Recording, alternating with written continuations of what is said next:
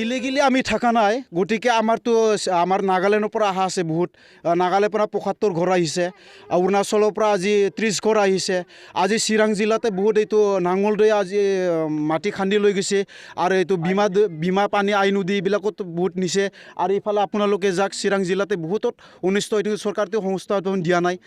2 বিঘা 1 বিঘা মাটি দিছে নদী কিনাৰত ইয়াতে বড়ো মানুহ কি খাব নোৱাৰে পাৰে নেকি বড়ো 16 বিঘা মাটি থাকিলেও খাব নোৱাৰে এনেকা মাটিত কেনেকা খাব গতিকে ময়ো আহিছোঁ ঢেকিয়াজুলিৰ পৰা আমাক এতিয়া মাটি নাই আমাক মাটি লাগে ইটোৰ কাৰণে আমি আহিছোঁ আমাক ডিপাৰ্টমেণ্টৰ পৰা কথা মানে আমি আজি হলৰ পৰা ৰেঞ্জাৰৰ দুৱাৰত গৈ আছোঁ EMৰ দুৱাৰত গৈ আছোঁ আৰু ইফালে আমি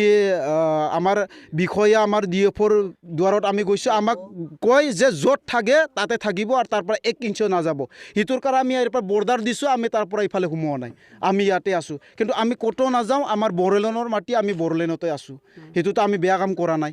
আমিতো ট্ৰাইবেল জাতি আমি আৰু ক'ত যাম যদি মাটি থাকিলে বা আমাৰ কিবা এটা যদি সা সুবিধা থাকিলেহেঁতেন আমি ইয়াতে আজি নাহিলোঁ হয় তাৰ কাৰণে আমি আহ্বান জনাইছোঁ আমি ইয়াতে থাকিম আৰু আমি ইয়াতে বসবাস কৰিম আমাৰ যোৱাকালি ঘৰ ভাঙাটো আমাৰ 4খন বিশক ডাঙৰ নিৰ্মাণ কৰা গীৰ্জাঘৰ ভাঙিছে লগতে আমাৰ ইয়াতে 52 এবভ হাউচটো মানে ভাঙি দিছে তাৰপিছত 35 ইফালে ভাঙিছে লগভগ আৰু ইফালে 2-3টা গাঁও আছিলে কৰিম বুলি কৈছিল কিন্তু টাইমটো ক'লা নাই তথাপি এইটো 6-7 বাৰ হৈছে সিফালে আগতে মানে 45 ঘৰ এনেকুৱা 300 এবভ ঘৰ আমাৰ ইয়াতে মানে বাৰে আহি কিনে এভেকশ্যন কৰি আছে আমাৰ ৰাইজবিলাকতো সৰু ল'ৰা ছোৱালী লৈ কিনে ৰাতি এনেকৈ মানে সৰু তিৰপাল ফাটা চিৰা তিৰপালবিলাক লৈ পেলাই আজি বসবাস কৰিলে নিহাৰৰ পানীত আৰু ঠাণ্ডা পানীত কিন্তু এনেকুৱা যদি মৰম দুৱেল নাই বা মৰম দুৱা নাই এইটো চৰকাৰক আমি কি ক'ম আৰু আমিতো এনেকৈ আছোঁ গতিকে আমাক খাৱা ব্যৱস্থা বা কিবা ব্যৱস্থা আমাক আজি দিয়া নাই আমাক ৰিলিফ থৈছিলে লকডাউনৰ টাইমত 3 কিলো চাউল দি কিনে আমাক 3 মাহ মাত্ৰ তাতে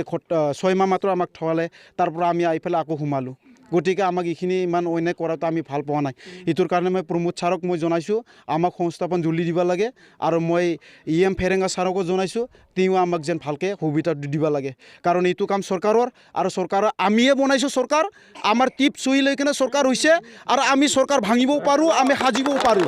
তাৰ কাৰণে আমি কৈছোঁ চৰকাৰ আমি আনিবও পাৰোঁ আমি ভাঙিবও পাৰোঁ এইটোৰ কাৰণে আমি কৈছোঁ চৰকাৰে যদি আমাক যদি নিজে চৰকাৰ জিন্দা হৈ থাকিবলৈ বিচাৰিছে গাড়ীটো বিচাৰিছে তেনেহ'লে আমাৰ কাৰণে কাম কৰিব বুলি আমি আশা কৰিছোঁ নহ'লেতো আমি কিবা এটা ব্যৱস্থা ল'ব লাগিব এইখিনি